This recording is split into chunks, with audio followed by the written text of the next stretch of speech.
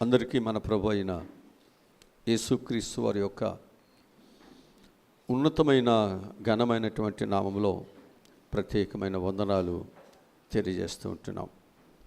మనము ప్రతిరోజు కొరింథీయులకు రాసినటువంటి పత్రిక మీద మనము చక్కగా ధ్యానం చేస్తూ సంఘము ఏ విధముగా దేవుని యొక్క కృపలో పాలుపొంపులు పొందాలో, వారు ఏ విధంగా ఒకరికొకరు ప్రోత్సాహపరుచుకుంటూ దేవుని రాజ్యాన్ని ఆగిపోకుండా దాన్ని మనము కట్టాలో, చాలా విషయాలను మనకు మరి పరిశుద్ధాత్మ ద్వారా దేవుడు మనతో మాట్లాడుతూ వస్తున్నారు. చాలా విషయాలు మనం నేర్చుకుంటున్నాం. మన జీవితాల్లో ప్రభువు నేర్పుతున్నటువంటిది ప్రతిదీ కూడా మన క్షేమము కొరకే కనుక మనందరము కూడా చక్కగా నేర్చుకుంటూ దేవుని యొక్క వాక్యం బట్టి మనం దినదినము కూడా మంచిగా బలపడుతూ మన యొక్క ఆధ్యాత్మికమైన జీవితాన్ని మనం చక్కగా ఈ ఉపవాస కూడికల ద్వారా మనం కట్టుకుందాం. పడిపోయినటువంటి బలిపీఠాన్ని కట్టుకున్నప్పుడే, పడిపోయినటువంటి బలిపీఠము కట్టబడినప్పుడే అక్కడ దేవుని యొక్క మహిమను చూడగలిగారు. దేవుని యొక్క అగ్ని ఆ బలిపీఠం మీదకు రావటం జరిగింది. ఈరోజు నీవు నేను మనందరము కూడా ఆ దేవుని యొక్క మహిమను, ఆ దేవుని యొక్క దీవులను మనం సంపాదించుకోవటానికి మనందరం కూడా చాలా చక్కగా మనం చేయాల్సింది ఏంటంటే, నువ్వు ఎక్కడెక్కడ శిథిలమయ్యావో, ఎక్కడెక్కడ దేవునికి దూరముగా నీ జీవితం ఉంచబడిందో, ఎక్కడెక్కడ నీ దేవుని యొక్క ఆలయముగా ఉన్నటువంటి రక్షణ పొందిన నీ జీవితము ఆశలలో కోరికలలో చిక్కబడి నీ పరిశుద్ధతను అపవిత్రం చేసుకుంటూ ఉంటున్నావు, దానిని సరి చేసుకోవాల్సిన సమయము దేవునికి ఇచ్చాడు. సరిదిద్దుకోవాల్సిన సమయము దేవునికి ఇచ్చాడు. ఇది ఆసన్నమై ఉన్నది. ఎందుకనంటే నీ జీవితాన్ని దేవుని ఆత్మతో నింపాలని, నీ జీవితాన్ని దేవుడు చక్కగా నిలబెట్టాలని ప్రభు మనకు ఇంత అవకాశాన్ని దేవుడు ఇచ్చినప్పుడు మనం కూడా కట్టుకోగలిగినట్లయితే దేవుని కృప నీవు చూడగలుగుతావు. దేవుని యొక్క దీవులను నీ కుటుంబానికి, నీ సంఘానికి నీవు ఇవ్వగలుగుతావు. అందుకే దేవుడు నీకు ఈ అవకాశమును మన జీవితాల్లో దేవుడు మనకు అనుగ్రహిస్తున్నాడు. ఈరోజు వాక్య భాగము కొరింథీయులకు రాసిన మొదటి పత్రిక 14వ అధ్యాయము 26వ వాక్యము నుండి మనం చదువుదాం. సహోదరులారా, ఇప్పుడు మీలో ఏమి జరుగుతున్నది? మీరు కూడి వచ్చినప్పుడు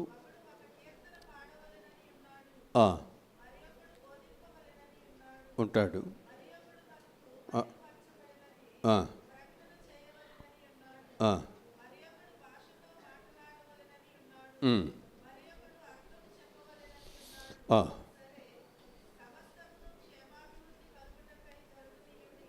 సమస్తము కూడా క్షేమాభివృద్ధి కలుగుటకై జరగనీయండి. అంటే ఒకరికొకరు ప్రోత్సాహపరుచుకోవాలి తప్ప ఒకరికొకరు ఎక్కడ కూడా అడ్డుబండలుగా ఉండకూడదు. భాషతో ఎవడైనాను మాట్లాడితే ఇద్దరు అవసరమైన ఎడల ముగ్గురికి మించకుండా వంతులు చొప్పున మాట్లాడవలెను.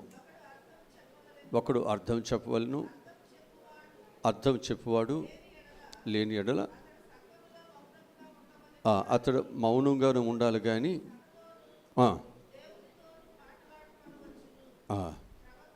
ప్రవక్తలు ఇద్దరు ముగ్గురు మాట్లాడవచ్చు. తక్కిన వారు వివేశింపవలను. మాట్లాడుతున్నప్పుడు కూర్చున్న మరి ఒక్కనికి ఏదైనా బయలుపరచబడిన ఎడల మొదటివాడు మౌనంగా ఉండవలెను. అందరూ నేర్చుకున్నట్లును, అందరూ హెచ్చరిక పొందినట్లును మీరందరూ ఒకరి తర్వాత ఒకరు ప్రవశింపవచ్చును. మరియు ప్రవక్తల ఆత్మలు ప్రవక్తల యొక్క స్వాధీనంలోనే ఉన్నవి. అలాగే పరిశుద్ధుల సంఘములన్నిటిలో దేవుడు సమాధానమునకే కర్త కానీ అల్లరికి కర్త కాడు. చాలా విషయాలు సంఘమునకు వచ్చి సంఘమున్నటువంటి బిడ్డలు ఏ విధంగా వారు ఉండాలో, ఏ విధంగా ఒకరు తగ్గించుకోవాలో, ఒకరు పనిచేయాలో, ఎలాగుంటే సంఘము క్షేమంగా ఉంటుందో చాలా విషయాలు చెప్పటం జరిగింది. ఒకవేళ మనం మొదటివాడు మాట్లాడుతున్నప్పుడు రెండోవానికి ఏదైనా అవకాశం కావాలంటే మొదటివాడు ఆగాలి. మొదటివాడు ఆగితే కానీ రెండోవాడికి అవకాశం వస్తుంది. లేకపోతే మొదటివాడు చక్కగా మాట్లాడుతున్నప్పుడు రెండోవాడు ఆగి ఏమి మాట్లాడుతున్నాడో జాగ్రత్తగా వినాలి. అంతే తప్ప మనం ఒకరి మీద ఒకరు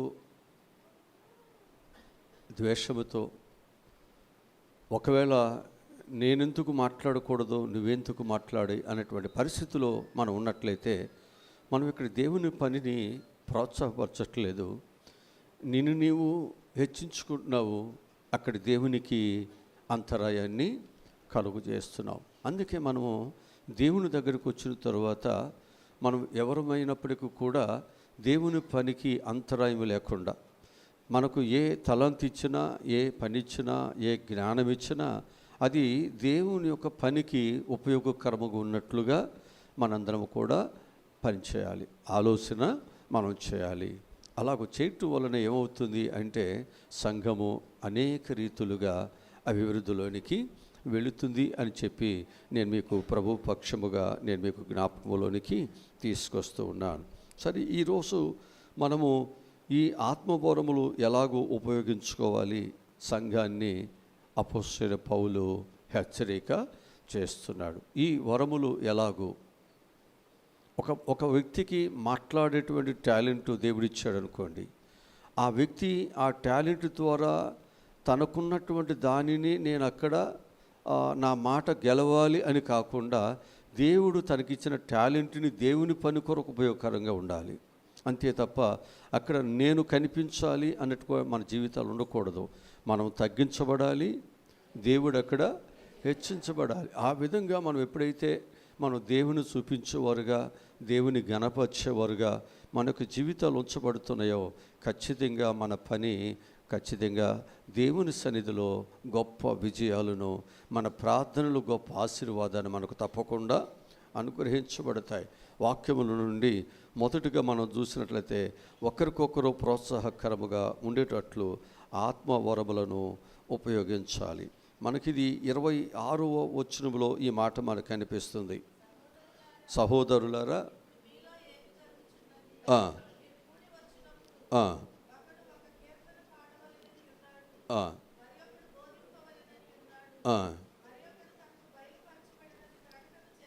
చాలు, ఇక్కడ మనం చూద్దాం. ఒక్కొక్కరికి ఒక్కొక్క రకమైనటువంటి ఆశలు ఉంటాయి. ఇప్పుడు ఒకే ఆమె ఒక పెద్దది, ఒక 7-8 శరణాలు ఉన్నటువంటి ఒక పాట తీసుకుని పాడేస్తుంది అనుకోండి. ఈ పక్క ఆమెకి ఎంత ఒళ్ళు మండిపోద్దో, ఎప్పుడు అవద్ది. అయ్యగారు అంటూ టైం అంటే టైం కట్ చేస్తాడు, ఒళ్ళు తొక్క ఊడిపోద్ది. కనుక ఏం చేయాలి అంటే, ఆ కీర్తన పాడేటువంటి ఆమె నా అలాగే ఇంకొకరు కూడా ఆశ ఉంటుంది కదా అని చెప్పి ఆమె ఒక పల్లవి 1-2 శరణాలు పాడి తగ్గించుకుంటే ఆ పక్క ఉంటే ఆమెకి ఎంత సంతోషం వేస్తుందో. ఇలాగూ మనం ఏం చేయాలి, ఒకరికొకరు ప్రోత్సహించుకోవాలి. అంతేగాని నేను మళ్ళా పాడతానంటే ఎట్లా ఉంటుంది అంటే ఎదుటి వారికి అది చాలా కోపం వస్తుంది, అది ఎవరికైనా కోపం వస్తుంది. అందుకే అక్కడ చెబుతున్నాడు మనం దీన్ని ఎలాగ ఉపయోగించుకోవాలి. దేవుడు మనకిచ్చిన దాన్ని మనం జాగ్రత్తగా ఏం చేయాలి, దానిని ఉపయోగించుకోవాలి. ఇక్కడ మనము అపోస్తలుల కార్యగ్రంథంలో 18వ అధ్యాయము 27వ వచనాన్ని ఒకసారి మనం చదువుదాం. అపోస్తలుల కార్యగ్రంథము 18వ అధ్యాయము 27వ వచనాన్ని మనం చదువు.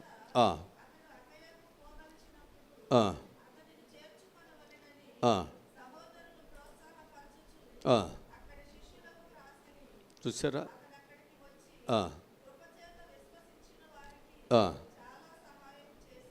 చూసారా, అక్కడ కృపచేత విశ్వసిస్తున్న వారికి వచ్చిన వారు ఏం చేస్తున్నారు? ప్రోత్సాహము అదే మనం చేయాలి. నేను డబ్బులు ఇస్తాను కదా అని అక్కడ ఉండలేదు. అక్కడ ఎవరైతే పని చేస్తున్నారో ఏం చేశారు? వారికి ఈ డబ్బులు ఇచ్చి వారిని ప్రోత్సాహపరుస్తారు. ఒకరికొకరు సపోర్ట్ ఇక్కడ అంతే. దేవుని పిల్లలు, నీకు దేవుడు ఏ అవకాశం ఇచ్చాడో దానిని దేవుని యొక్క పని కొరకు ఎంచాలి. డబ్బుల రూపంలోనైనా ప్రతి విషయంలో కూడా మనం ప్రోత్సాహకరంగా ఉండాలి తప్ప హానికరముగా మనం ఎవరు కూడా ఉండటానికి వీలేదు. ఎందుకనంటే దేవునికి విరోధముగా రూపించబడిన ఏ ఆయుధము వర్ధిల్లదు. కనుక సంఘమునకు మనందరం కూడా మనకు చాలా ఆలోచనలు ఉన్నాయి. అనుకుందాం, ఈరోజు ఒకవేళ నేను పాడటానికి నాకు అవకాశము ఒకవేళ దేవుని చిత్తం కాదేమో, అంతే మనం అనుకోవాల్సింది.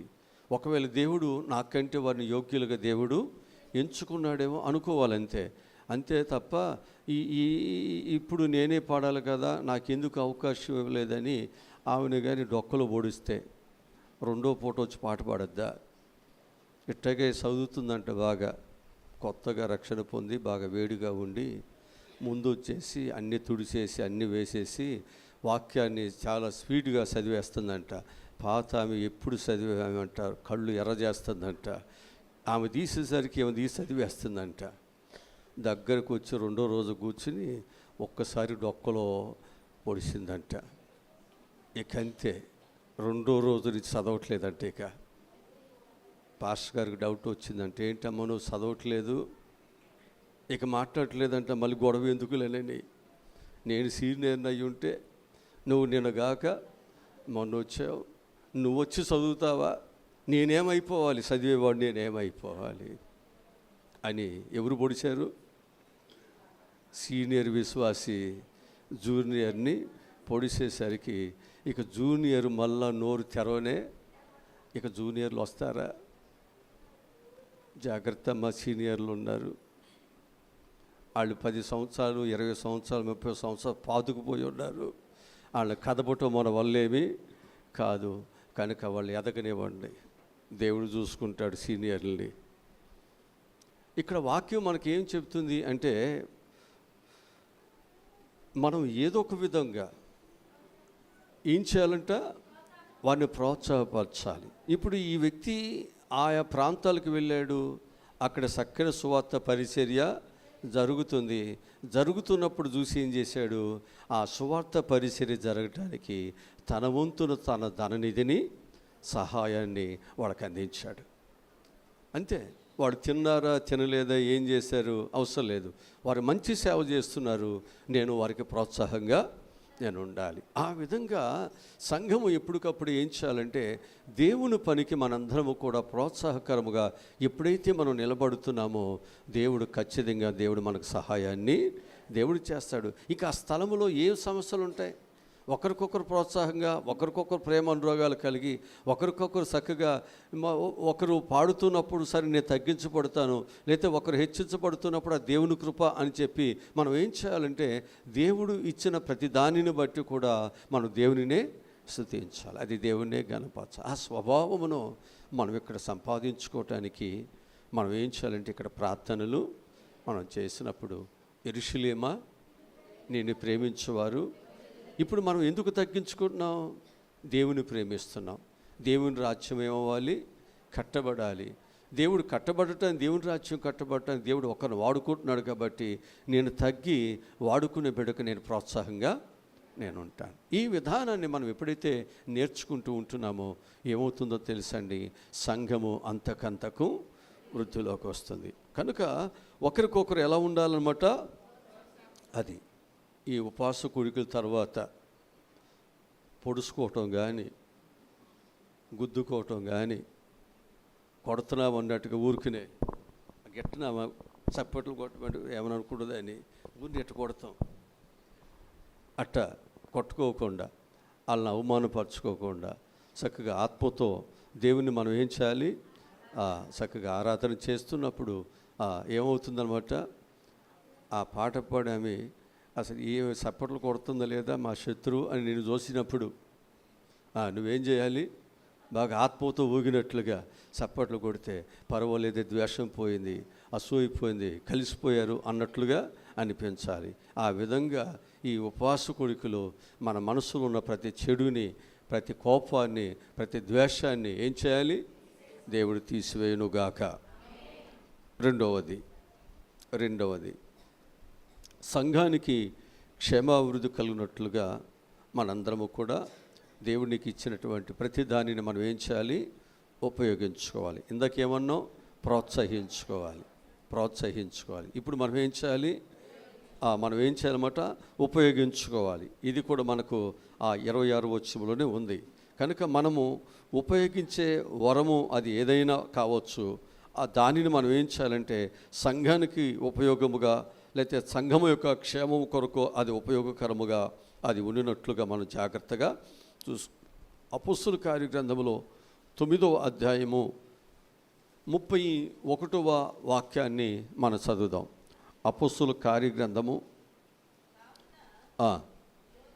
యూదయ, గలిలయ,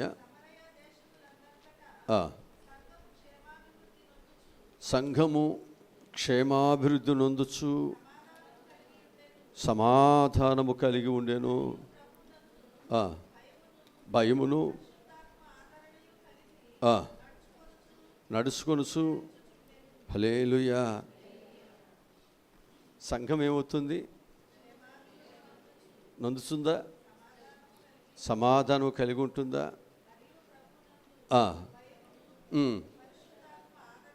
ఆదరణయు విస్తరించుచు ఉన్నది. హల్లెలూయా. ఇక్కడ మనము ఏ విధముగా ఆదరిస్తున్నారో చూడాలి. ఇప్పుడు మనం ఎవరిని ఆదరిస్తున్నారు? అసలు ఇక్కడ ఎవరి గురించి చెప్తుంది? ఇక్కడ ఎవరి గురించి ఇక్కడ చెబుతుంది? ఇక్కడ మనం జ్ఞాపకం చేసుకున్నట్లయితే యేసుక్రీస్తు యొక్క నామమును బట్టి ధైర్యముగా వారు దేవుని వాక్యాన్ని చక్కగా ప్రకటన చేస్తున్నారు. యెరూషలేములో వారితో కూడా వచ్చుచు పోసు ప్రభువు నామమును బట్టి ధైర్యముగా బోధించుచు గ్రీకు భాషను మాట్లాడు యూదులతో మాట్లాడుతూ తర్కించుచు ఉండెను. వారు అతనిని చంప ప్రయత్నము చేసిరి, కానీ సహోదరులు దీనిని తెలుసుకొని అతని కైసరులకు తోడుకొని వచ్చి తార్సునకు పంపిరి. కావున యూదయ, గలిలయ, సమరయ దేశములందంతటా సంఘము క్షేమాభివృద్ధి. అంతే తప్ప ఈడిపోతే బాగుంటుంది అన్నట్టుగా చేయలే.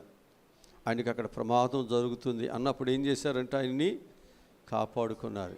ఎవరైనా పౌలు గారిని, ఆ పౌలు గారిని కాపాడుకుంటూ ఉన్నారు కాబట్టి పౌలు ఏం చేస్తున్నారనమాట?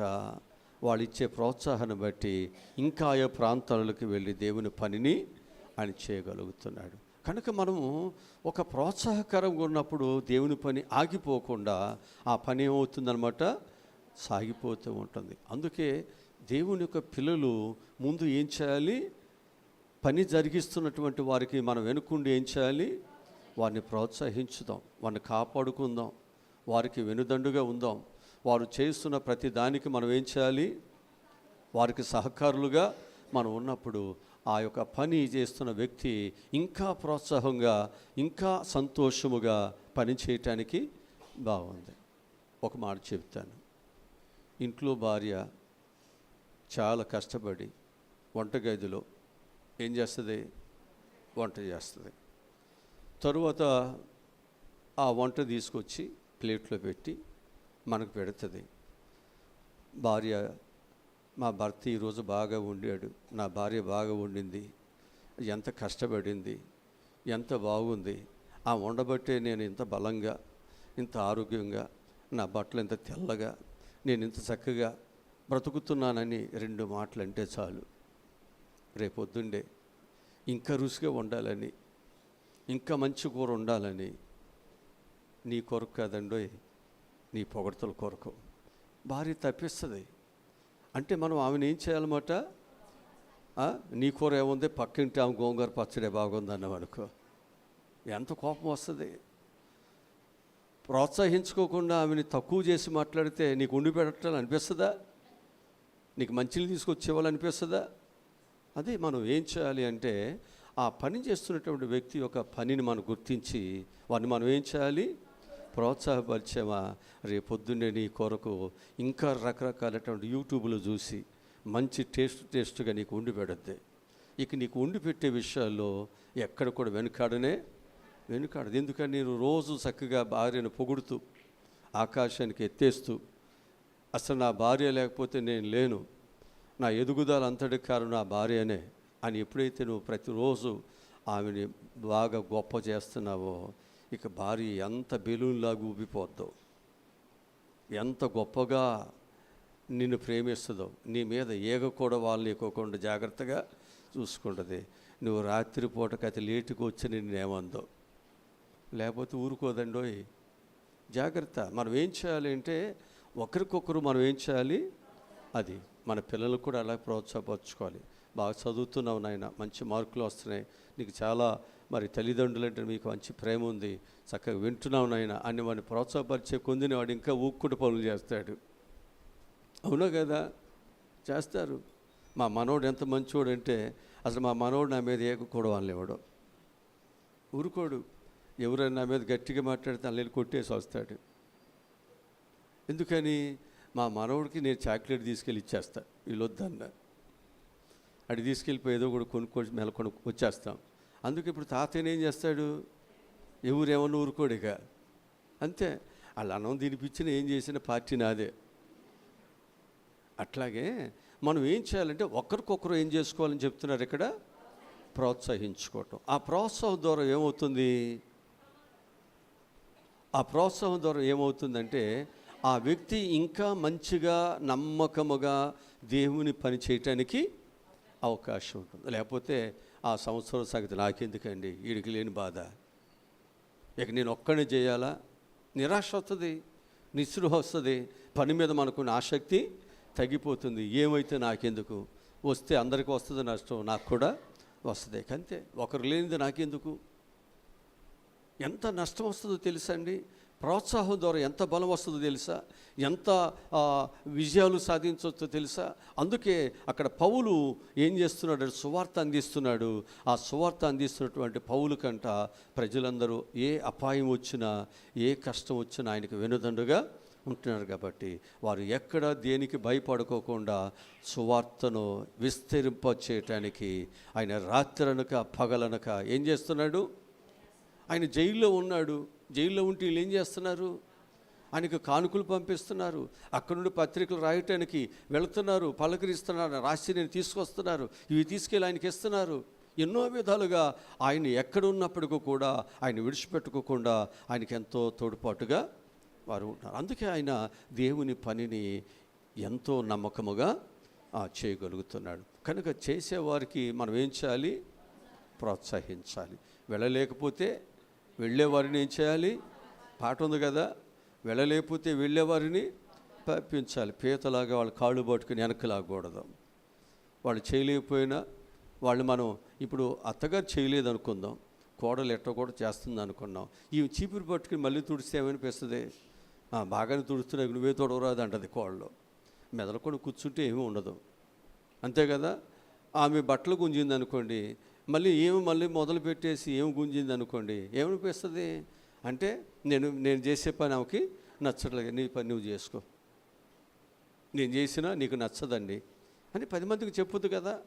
దీనివల్ల ఏమవుతుంది, అక్కడ ఆ వ్యక్తి చేసే వ్యక్తి ఏమవుతుందన్నమాట, నేను ఎంత చేసినా వాళ్ళకి నచ్చట్లేదు, నేను ఎందుకు చేయాలి, విసుగుదల వస్తుంది కదా. అది ఇక్కడ మనం అందుకే ప్రోత్సాహంగా మనం ఉన్నట్లయితే వాళ్ళు ఏం చేస్తారు, చక్కగా నేర్చుకుంటారు, రాబోయే కాలంలో మంచి ప్రయోజకులు అవుతారు. అంతేనా? ఇవాళ కోడళ్ళే రేపొద్దుండే అత్తలు అవుతారు. నువ్వు కూడా కోడలు పోయాక అత్త అయింది అని చెప్పేసి, అత్త అయ్యవని చెప్పేసి కోడలు చిన్నచూపు చూస్తే ఎట్లా, నువ్వు కూడా అట్టగే వచ్చింది. అందుకని మనం ఒకరికొకరు ఏం చేయాలి, ప్రోత్సహించుకున్నప్పుడు ఇంట్లో సమస్య అనేది ఉండదు అని చెప్పి మనం చక్కగా చెప్పాలి. ఇంకేం చేయాలంటే అత్తగారు చక్కగా కూర్చుని, మా కోళ్ళంత బంగారం అండి, నేను కూర్చుంటే చాలు వేడి నీళ్ళు పెడద్ది, మొదట అన్నం తీసుకొచ్చి పెడద్ది అంటే నువ్వు ఇంట ఉన్నప్పుడు నాలుగు మాటలు చెప్పావు అనుకోండి, అసలు నిన్ను కింద కూడా కాలు పెట్టనివ్వదు.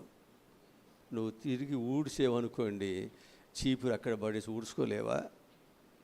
మా భర్త 2 బట్టలేను, నీకు చేయటాకు నేను వచ్చానుకున్నావా? కనుక ఈ విధమైనటువంటి కుటుంబంలో సమస్యలు మనకి వస్తాయి. కనుక సంఘము కూడా దేవుని పని కూడా ఏం చేయాలి, ఒకరికొకరు ఏం చేసుకోవాలన్నమాట, పని చేస్తున్నటువంటి వ్యక్తికి ఇబ్బంది లేకుండా మనం వారికి సపోర్టుగా మనం ఉన్నప్పుడు ఆ పని మంచిగా చక్కగా సాగటానికి అవకాశం అనేది ఉంటుంది అని చెప్పి మీకు జ్ఞాపకం చేస్తున్నాను. రోమిలకు రాసిన పత్రిక 14వ అధ్యాయము 19వ వచనం చదువుదాం. ఆ రోజులో ఆదిమ సంఘములో కూడా అందరూ కూడా ఏం చేశారు తెలుసండి, సమిష్టిగా ఉన్నారు, ప్రోత్సాహకరంగా ఉన్నారు. ఏ సమస్యనైనా కూడా వారందరూ ధైర్యంగా వారు నిలబడ్డారు. కాబట్టి దేవుని యొక్క పరిచర్య విస్తరించిందే తప్ప ఆగలేదు. చదవండి. కాబట్టి సమాధానమును, పరస్పర క్షమ అభివృద్ధి కలుగు చేయి వాటినే ఆసక్తితో ఏం చేద్దాం. అది ఒకవేళ అలాంటిది మన మనసులో లేకుండా గొడవలతో ఉన్నట్లయితే ఈ ఉపవాస కూడికల ద్వారా ఏం చేయాలి, గొడవలన్నీ ఆ రోజుల్లో కానీ యేసు ప్రభు తుఫానుని, సముద్ర అలలను అణిసివేసినట్లు ఈ ప్రార్థన ప్రతి సమస్యను అణిసివేయాలి. ఇది ఒక ప్రోత్సాహకరముగా నిన్ను వలె నీ పొరుగు వారిని ప్రేమించు అన్నటువంటి విధానములు ఒక గొప్ప ఉజ్జీవము, ఒక గొప్ప మార్పు ఈ ఉపవాస కూడికల ద్వారా మనలో కార్యసాధకము చేయబడాలి. అలాంటి గొప్ప కృప దేవుడు మనకు అనుగ్రహించునుగాక. ఇక మూడవదిగా మనం చూసినట్లయితే వంతుల చొప్పున ఆత్మవరములు ఉపయోగించుకున్నారు. మనకు అక్కడ 27వ వచనం చదివితే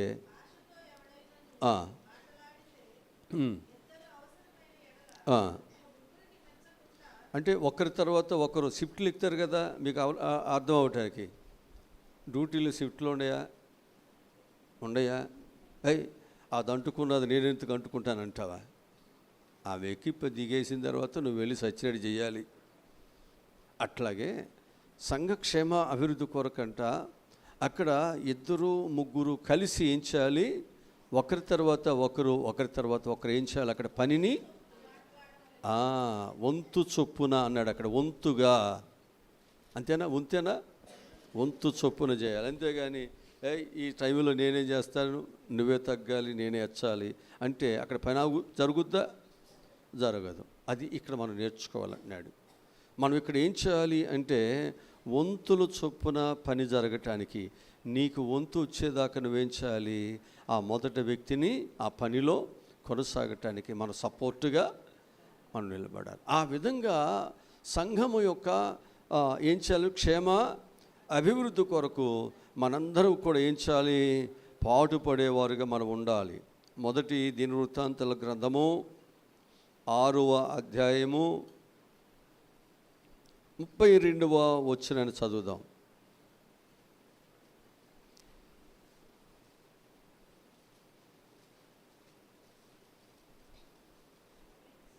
ఆరవ అధ్యాయము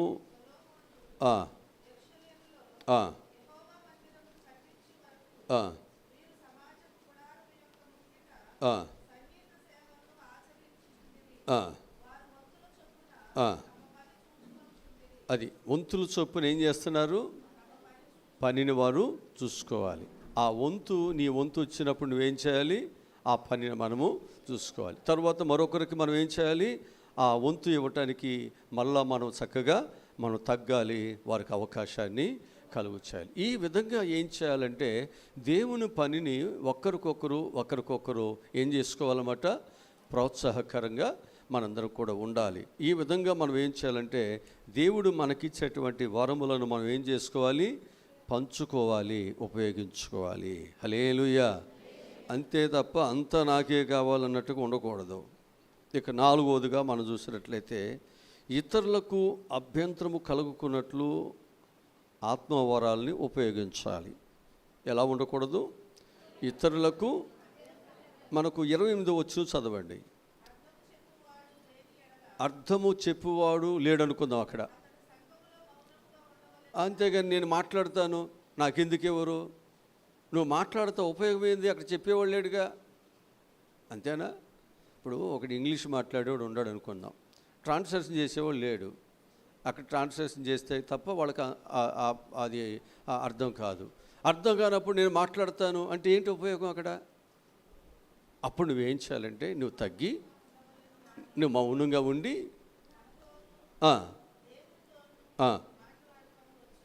మాట్లాడుకోవచ్చు. అప్పుడు నువ్వు దేవునితో, ఆ భాష దేవుడికి తెలుసు కాబట్టి నువ్వేం చేసి దేవునితో నువ్వు మాట్లాడుకోవచ్చు ఆ సమయాన్ని.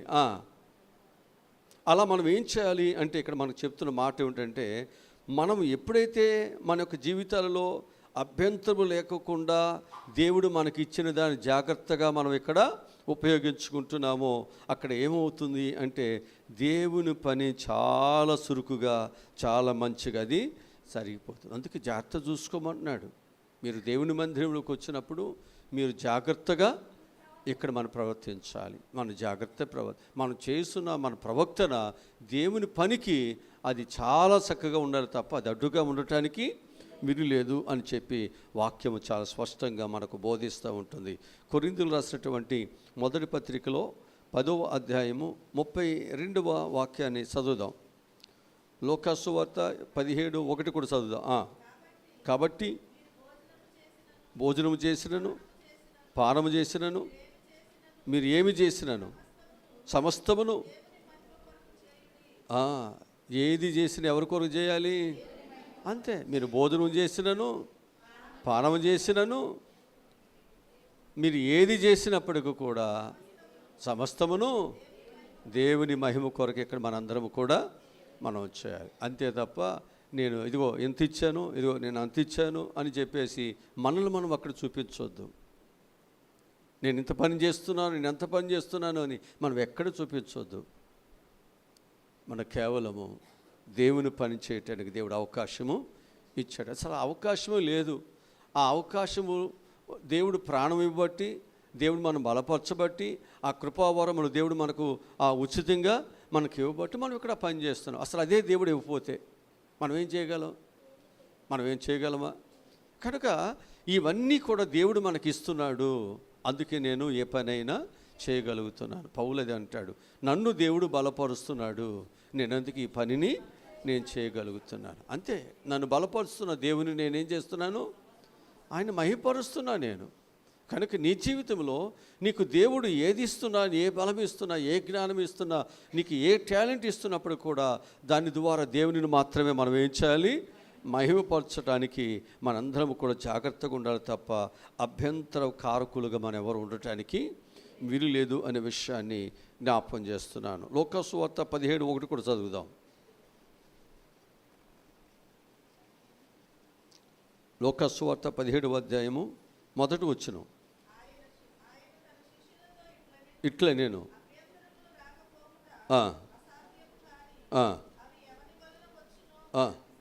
చూసారా, అభ్యంతరములు అసాధ్యమే, రాకుండే ఉండవు. ఎందుకని? ఉప్పు కారం తింటున్నా కాబట్టి, పౌరుషాలు ఉంటాయి కాబట్టి, నేనెందుకు తగ్గాలనేటువంటిది ఉంటుంది కాబట్టి, అసలు తగ్గేదే లేదనేటువంటిది ఉంటుంది కాబట్టి, చర్చిలో కాబట్టి ఊరుకుంటున్నాను. అదే బయట అయితే అందుకని చర్చిలో ఎంతో కొంచెం శాంతం తీసేయను ఉంటుంది అది. కనుక వాక్యం చెబుతుంది, ఎవరైతే దేవుని పనికి అభ్యంతరకారంగా ఉంటున్నారో వారికి ఏం కలుగుద్ది అన్నాడు? శ్రమ కలుగుద్ది. అందుకు మనం ఏం చేయాలంటే ఆ అభ్యంతరకారంగా లేకుండా మనం జాగ్రత్తగా మనం ఏం చేయాలి? దేవుని యొక్క పని జరుగునట్లుగా మనందరము ఉపయోగకరంగా ఉందాం. అలాంటి కృపా జ్ఞానమును దేవుడు ఈ ప్రార్థన, ఈ కుడికలలో దేవుడిని అనుగ్రహించునుగాక. ప్రతి అభ్యంతరమును మనం తీసేసుకుందాం. అభ్యంతరం కారణంగా ఉన్న ప్రతి ఒక్కరికి ఏం కలుగుద్ది అన్నాడు? శ్రమ కలుగుతుంది అని చెబుతున్నాడు. అంటే ఇప్పుడు మనం శ్రమ పడటం మంచిదా, దేవునికి లోబడటం మంచిదా? దేవునికి లోబడటమే మనకి మంచిది. సరే, ఐదవదిగా మనం చూద్దాం. మనం చేసే పని మరొకరు నేర్చుకున్నట్లుగా ఆత్మవరములో ఏం చేయాలి? ఉపయోగించుకోవాలి. మనం చేసే పని మరొకరు నేర్చుకోవాలి. అది అంటే వారికి అర్థమయ్యేటట్లుగా మనం ఏం చేయాలి, అక్కడ పనిని మనం చేయాలి, గజిబిజిగా కాదు, వాళ్ళకి అర్థమయ్యేటట్లుగా చేయాలి. ఎందుకనంటే మనం లేకపోయినా వాళ్ళ పనిని నేర్చుకుని తరువాత ఆ పని జరగాలి. ఆ పని జరగడానికి మనం ఏం చేయాలన్నమాట, మనం చేస్తున్న ప్రతి పని ఇతరులకు నేర్చుకునేటట్లుగా వారికి కంటి ముందు జాగ్రత్తగా దానిని మనం చేయాలి. అంటే నేర్చుకోవటం అంటే ఏంటంటే ఇక్కడ ప్రార్థన చేసేది కానీ, ఇక్కడ జాగ్రత్తగా నువ్వు పరిచర్య చేసేది కానీ, ఇక్కడ దేవునితో భయభక్తులతో జీవించే జీవితం కానీ, నువ్వేం చేయాలి, ఇతరులు చూసి ఇలా ప్రార్థించాలి, ఇలా భక్తిగా ఉండాలి, ఇలా ఉండాలి అని వారికి నేర్పించే వారిగా నువ్వు ఉండాలి. ఇక్కడ అంతే, నువ్వు అలాగే ఉండాలి, ఇతరులకు నేర్పించాలి. అంటాడు కదా, నేను క్రీస్తును పోలి నడుస్తున్నాను, మీరు కూడా. అంటే ఆయన ఏం చేస్తున్నాడు, దేవుణ్ణి పోలి ఎలా నడుస్తున్నాడు చూపిస్తున్నాడు. ఇలా నడవండి. పీత కానీ తన కూతురికి ఎన్ని సంబంధాలు వచ్చినా కుదరట్లేదంట. కుదరకపోతే తల్లి అంటుందంట, ఎన్ని సంబంధాలను చూడండిరా, ఎంతమంది రిజెక్ట్ చేస్తావు, కనుక నీవు నడవమంటే ఏంటి, ఈ మూల నుంచి ఆ మూలకు నడుస్తావు, వంకరకు నడుస్తావు, ఎప్పటికి నీకు వస్తుంది అని చెప్పేసి అంటూ ఉంటే ఆ పిల్ల అంటుందంట, అమ్మ నువ్వు నాకు కాస్త నేర్పి ఈసారి అని. అంటే ఈ మాట ఎప్పుడూ ఎడవచ్చుగా. అప్పుడు తల్లి అంటే కొంచెం కుర్చీలు పైకి లేపి పిల్ల చూడాలి కదా అని ఆ తల్లి అంటే నడవటం మొదలుపెట్టిందంట. ఏ తల్లి, పీత తల్లి. అప్పుడు ఈ మూల మొదలుపెట్టి ఆ మూలకి వెళ్తుందంట, ఈ మూల నుంచి మొదలుపెట్టి ఆ మూలకి వెళ్తుంది. అప్పుడు పిల్ల అంటుందంట, అమ్మ నీ నడకే నాకు పడిందే. ఆ రోజులంటే చదువు లేదు, ఏమీ లేదు, ఏ సైకిల్ ఇచ్చినా, ఏ 116 ఇచ్చినా, ఓలీనంటే కట్నం లేదు, ఏమీ లేదు, వాళ్ళే మళ్ళీ ఓలీ ఇచ్చి అప్పుడు సేల్స్ అయిపోయావు. ఇప్పుడు టెక్నాలజీ పెరిగింది, జుట్టు బారుగుందా, చదువుకుందా, డబ్బులు వస్తాయా, కట్నం ఎంత వస్తుంది, ఒకతే కూతురా, వెనక ఆస్తి ఉందా, మళ్ళీ వచ్చి తినేవాడు మా ఇంటి దగ్గర ఉండేవాళ్ళు లేరు, ఎన్ని చూస్తున్నారు. ఇప్పుడు పెళ్ళి ఎట్ట అవుద్ది, ఆ రోజులు వంకరో తింకరో ఎట్టో కొట్టున్నా నీకు పెళ్ళి అయింది, నాకు ఎట్ట అవుద్దమ్మా కదా. ఇప్పుడు పిల్లకి ఎవరు బుద్ధులు వచ్చినాయి, అట్టాగే మనం వంకరగా నడిస్తే వంకర బుద్ధులు వస్తాయి ఇక్కడ వాళ్ళకి. నువ్వు తిన్నగా నడిస్తే, ఇప్పుడు మనం తిన్నగా నడవాలి, వంకరగా నడవాలా, అసలు నాకు అర్థం కాకుండా గజిబిజిగా డిస్కో డ్యాన్స్ లాగా నడవాలా. కొంతమంది అసలు ఏం మాట్లాడితే అర్థం కాదు, మాట్లాడేస్తారు. ఏమి నేర్చుకుంటాం మనం. కానీ ఇక్కడ నీ భక్తిని, నీ ప్రార్థనను, నీ నీతిని ఇక్కడ ఏం చేయాలి, ఎదుటివారికి అర్థమయ్యేటట్లుగా, వారు నేర్చుకునేటట్లుగా ఇక్కడ మనం ఉన్నట్లయితే ఏమవుతుంది, నీ తర్వాత వాళ్ళు కూడా ఏం చేస్తారు, అలా చక్కగా నేర్చుకున్న దాన్ని బట్టి వారు కూడా ప్రార్థన చేస్తారు, చక్కగా భక్తిగా సాగుతారు, సంఘము ఆటంకము లేకుండా ముందుకి వెళ్తాయి. ఎందుకని, మనం మన్నైంది కాబట్టి, మనం మన్నే కాబట్టి ఏదో ఒక రోజు మట్టికి. ఇప్పుడు ప్రార్థనకు వచ్చే ఇంటికి వెళ్ళిన తర్వాత పరదేశం అని పాడవచ్చు, ఎవరు తెలుసు.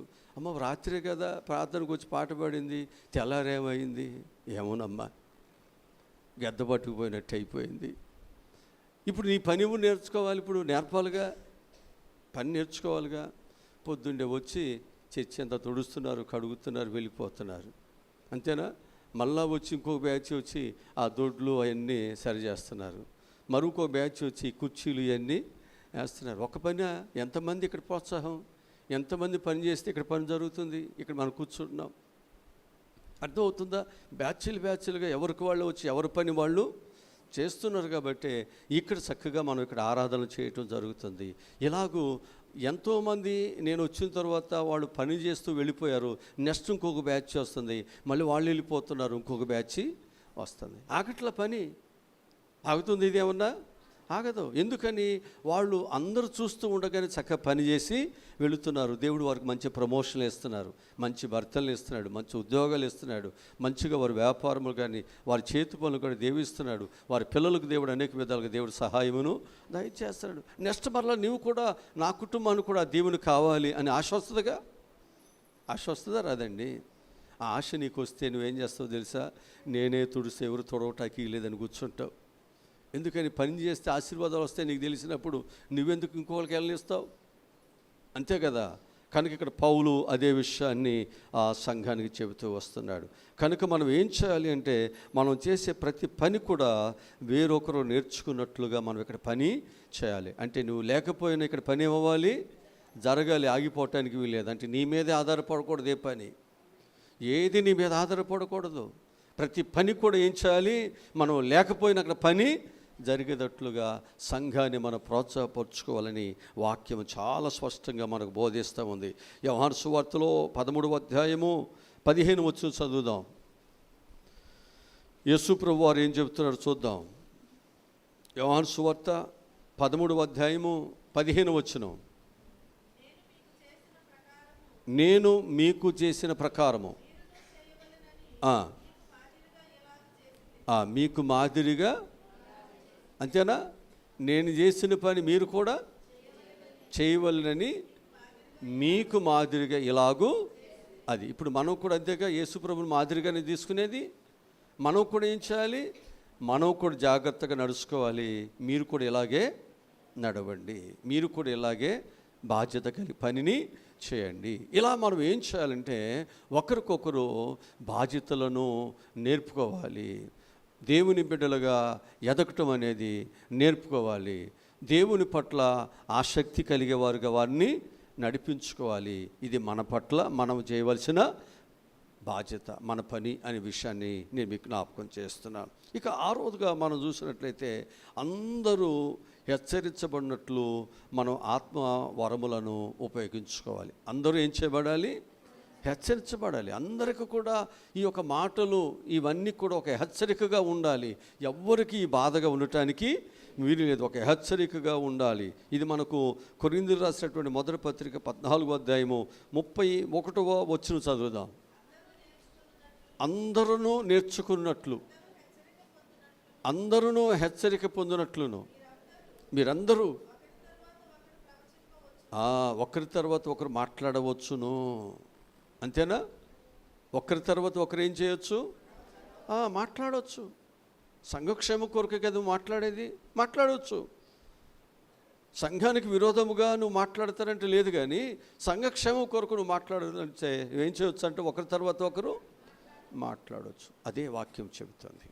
అలా ఎప్పుడైతే మనము ఒకరికొకరు మనము ప్రోత్సహించుకుంటూ మనము హెచ్చరిక చేసుకుంటూ మనం వెళుతుంటున్నామో అది మనకెంతో క్షేమమై ఉంది. హల్లెలూయా, హల్లెలూయా. అందుకే అప్పుడప్పుడు సంఘాన్ని ప్రేమించేవారు నిలబడి మన సంఘంలో మనం ఎలా ఉండాలి, మనం ఎలా మంచిగా ఉంటే బాగుంటుంది అని మీరేం చేయాలి? మీరు మాట్లాడాలి. అయ్యగారు మాట్లాడుతుంటే కొంతమందికి ఇష్టం ఉండొచ్చు, ఇష్టం లేకపోవచ్చు. అది నువ్వు మాట్లాడితే ఏమనిపిస్తుంది చెప్పండి? ఇష్టం అనిపిస్తుందా లేదా? అది అన్నమాట మనం చేయాల్సింది. కనుక మనం ఏం చేయాలి అంటే మనం ఒకరి తర్వాత ఒకరు సంఘము యొక్క క్షేమం కొరకు మనం మాట్లాడటం వలన సంఘము కూడా దైవ భక్తిలోనికి, దైవ ప్రేరణలోనికి, దేవుని కొరకు నేను కూడా పనిని చేయాలని ఆసక్తిలోనికి వారు కూడా వస్తారు. నిద్రపోతే లేస్తారన్నమాట. లేపాలి మనం. ప్రతి ఒక్కరిని కూడా మనం ఒక బాధ్యత కలిగిన వారుగా మన దేవుని మందిరంలో వారిని మనం ప్రేరేపించాలి. ఒక బాధ్యత కలిగిన వారికి మనం ఇక్కడ వారిని సిద్ధము చేయాలి, వారు నేర్పించాలి. నీ వంతు నీవు ఆ విధంగా నడిపిస్తున్నప్పుడు సంఘం ఏమవుతుందో తెలుసండి, బాధ్యత కలిగిన వారు ఎక్కువైపోతారు. ఇంట్లో తల్లిదండ్రులు బాధ్యత కలిగి ఉంటే ఎంతో అభివృద్ధి వస్తే, వారికి తోడు ఇద్దరో ముగ్గురో ఒకరో పిల్లలు పుట్టి వాడు కూడా బాధ్యత కలిగి పనిచేస్తుంటే ఏమవుతాయి? 200 300 అవుతాయి, 300 600 అవుతాయి, 600 1200 అవుతాయి. పెరుగుతుందా లేదా? బాధ్యత పెరిగి తీసుకునేటువంటి దానిని బట్టి అక్కడ అన్ని విధాల అభివృద్ధిలోనికి వస్తుంది.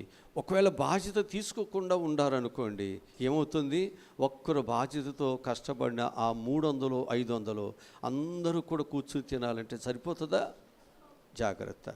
బాధ్యత లేకపోతే అంత నష్టం ఉంది, బాధ్యత ఉంటే ఎంతో అభివృద్ధి ఉంటుంది. కనుక కుటుంబం అంతా కూడా, దేవుని పిల్లలందరూ కూడా ఏం చేయాలి? ఎవరికి వాళ్ళే బాధ్యతగా మనం దేవుని పనిని నేను చేయాలి అనేది నీకు ఎప్పుడైతే వస్తుందో, నీ మనసుకి ఎప్పుడైతే వస్తుందో, నువ్వేం చేయాలన్నమాట? దేవుని పనిని నీ వంతు నీవు, నా వంతు నేను, ఎవరి వంతు వాళ్ళు మనం చేయగలిగినప్పుడు దేవుని పని ఎంతో గొప్పగా, ఏగ్రముగా, మనం ఊహించిన దానికంటే కూడా గొప్పగా దేవుని పని ఇక్కడ కనిపిస్తుంది అని చెప్పి నేను మీకు జ్ఞాపకం చేస్తున్నాను. చివరికి ఒక మాట ఏమిటంటే, చివరిగా ఏ పని చేసినా అల్లరితో కూడినట్లు కాక దేవునికి మహిమకరముగా, మరొకరికి సమాధానం కలిగినట్లుగా మనం ఏం చేయాలి? ప్రతి పనిని ఉపయోగించాలి. ప్రతి పనిని కూడా మనము ఉపయోగించాలి. అది మనకు 33 వచనం చదువుదాం, 14వ అధ్యాయం. అలాగే పరిశుద్ధుల సంఘములన్నిటిలో దేవుడు సమాధానమునకు కర్తే కానీ అల్లరికి కర్తగాడు. కనుక ఇక్కడ మనం ఏం చేయాలి? మన దేవుడు దేనికి కర్త? సమాధానానికి కర్త. ఇక్కడ మనం ఏం చేస్తున్నాం? మనం ఏం చేయాలి? అది. అంతేగాని నాకేంటి తోకబడింది, నాకేంటి ఏకబడింది, ఇది కావాలనే ఇవన్నీ అనుకుంటే అల్లరి తప్ప, గొడవ తప్ప, నాకు ఇక్కడ సన్మానం లేదు, నాకు గౌరవం లేదండి, ఇవన్నీ ఏమవుతుంది అంటే అక్కడ అల్లరి అవుతుంది. కనుక మనం అల్లరి చేసుకోవటానిక మనం ఈ ప్రోగ్రామ్స్ ఇవన్నీ పెట్టుకునేది? అల్లరి చేసుకోవటానికి కాదు. అక్కడ దేవుని యొక్క సంఘము ఒక యూనిట్గా, వారు ఎంతో బలంగా చక్కగా వారు పని చేసుకుంటున్నారు అని మన యొక్క పనిని బట్టి అనేకులు చెప్పుకునేటట్లుగా ఇక్కడ పని ఉండాలి. అంతేగాని మనల్ని మనం అల్లరి చేసుకున్నట్లుగా ఉండకూడదు. అంతే కదా? అందుకే ఇక్కడ దేవుడు చెబుతున్నాడు, సంఘములు అన్నీ కూడా ఎలా ఉండాలన్నాడు? ఎలా ఉన్నాడు? దేవుడు ఎలాంటి వాడు అని చెప్పాడు అక్కడ? ఆయన సమాధానకర్త. కాబట్టి మనం ఏ పని చేస్తున్నప్పటికీ కూడా మనం ఏం చేయాలి?